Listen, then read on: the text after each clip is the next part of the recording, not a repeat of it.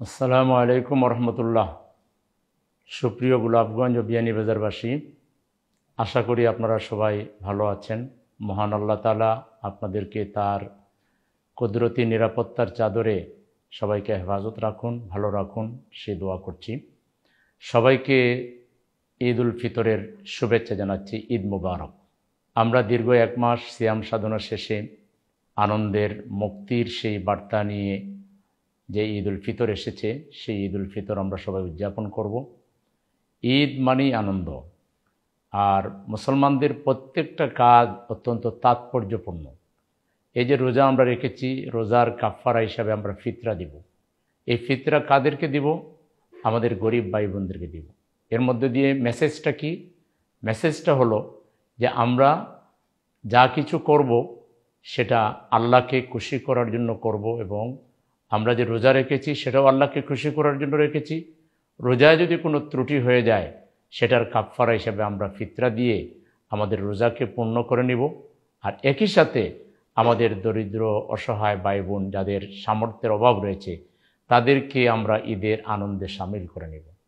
ঈদের জামাতে আমরা যারা পুরুষরা যাব, সেখানে ঈদের জামাতে যদি একজন দরিদ্র ভাই যদি সামনের সারিতে যায়, তাকে কেউ আমরা পিছনে ফেলে দিতে পারবো না।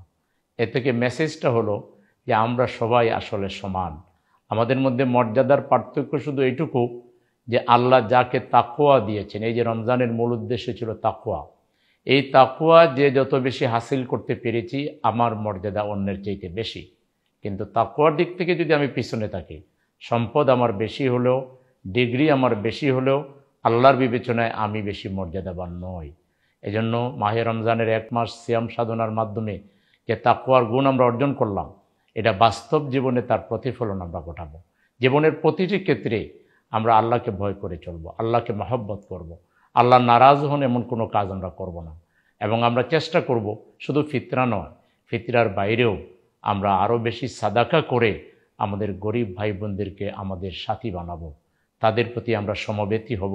আমরা একটা মানবিক কল্যাণমূলক সমাজ আমরা কায়েম করব। এটা করলে আল্লাহ তাআলা আমাদেরকে ভালোবাসবেন, এবং আল্লাহর ভালোবাসা যে পেয়ে যাবে, তার দুনিয়া আখিরাতে কোনো জায়গায় কোনো কিছুর অভাব হবে না। রব্বানা আতিনা ফিদ দুনিয়া হাসানাতাম ওয়া ফিল আখিরাতি হাসানাতাম ওয়া কিনা আযাবান্নার। দুনিয়ায়ও আমাদেরকে মর্যাদা দিবেন আল্লাহ, আখিরাতেও আমাদেরকে হাসানা দিবেন, মর্যাদা দিবেন।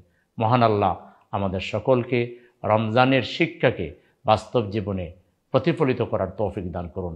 আপনারা সবাই যার যার জায়গায় সুস্থতার সহিত, নেক হায়াতের সহিত আপনাদের জীবন অতিবাহিত করুন। সবাই আমার জন্য দোয়া করবেন, আমিও আপনাদের জন্য দোয়া করছি। আসসালামু আলাইকুম ওয়া রাহমাতুল্লাহি ওয়া বারাকাতুহু।